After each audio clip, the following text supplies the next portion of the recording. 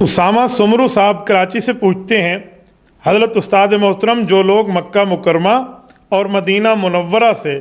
جا کر وہاں کی واپسی پر وہاں کی خاک مبارک کو لے کر آتے ہیں اور یہ وصیت کر جاتے ہیں کہ اس خاک کو میری قبر کے اندر بطور مٹی شامل کر دینا، کیا اس طرح کرنا درست ہے؟ رہنمائی فرمائیں، جزاکم اللہ خیرہ۔ بھائی اسامہ،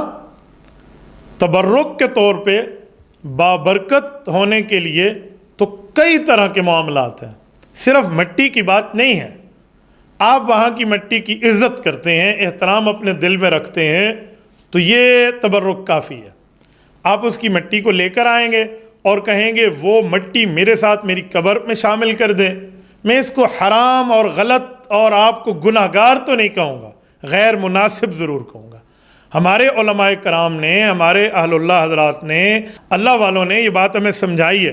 کہ وہاں کی مٹی آپ اٹھا کر یہاں کیوں لاتے ہیں، کس بنیاد پہ؟ اگر آپ یہ سمجھتے ہیں کہ اس مٹی مبارک کی وجہ سے قبر میں میری بخشش ہو جائے گی، تو بابا بخشش تو ہوتی ہے اپنے نامہ اعمال پر،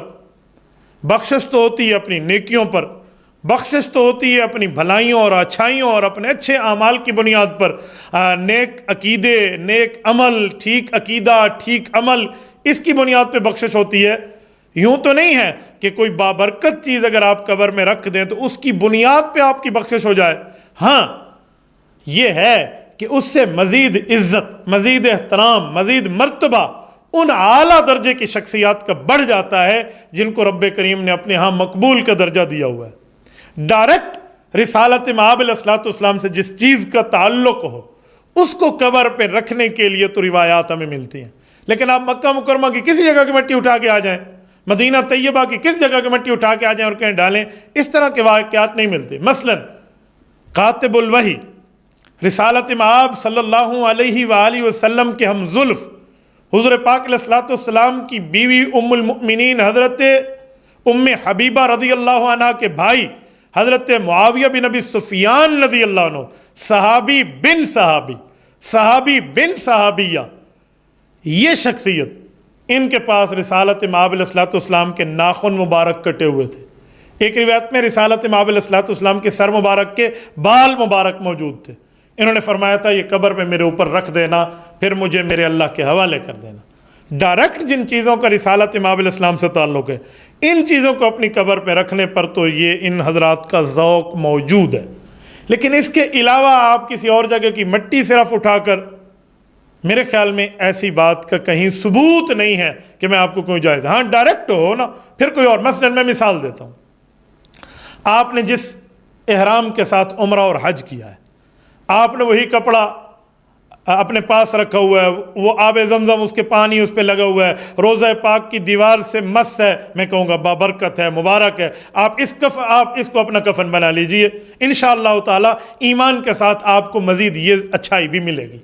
لیکن ہر طرح کی، جیسے آپ مٹی اور پتھر کی بات کر رہے ہیں، میں ہر جگہ کی اس بات کو ڈائریکٹ نہیں کہتا، اس پہ کوئی نیکی کا معاملہ یا رسالت مآب علیہ الصلوۃ والسلام کی ذات اقدس کا معاملہ ہو تو یہ اللہ تعالیٰ بہت بڑا فضل عطا فرماتے ہیں انشاءاللہ تعالیٰ، مجھے امید ہے۔ اس کے ساتھ بھائی اسامہ جو آپ نے بات کی ہے، میں ایک بات مزید بھی کر دوں۔ مکہ المکرمہ میں مجھے ایک بزرگ ملے، بعد میں مدینہ طیبہ میں بھی ملاقات ہوئی، ہمارے بہت قابل احترام بزرگ ہیں جناب حاجی شاکر صاحب دامت برکاتہم العالیہ۔ انہوں نے میرے اوپر ایک بہت بڑا احسان کیا، وہ ہمارے ہاں ادارۃ النعمان مسجد کریمیہ ڈیرہ اسماعیل خان میں تشریف لائے، تو انہوں نے اپنے پاس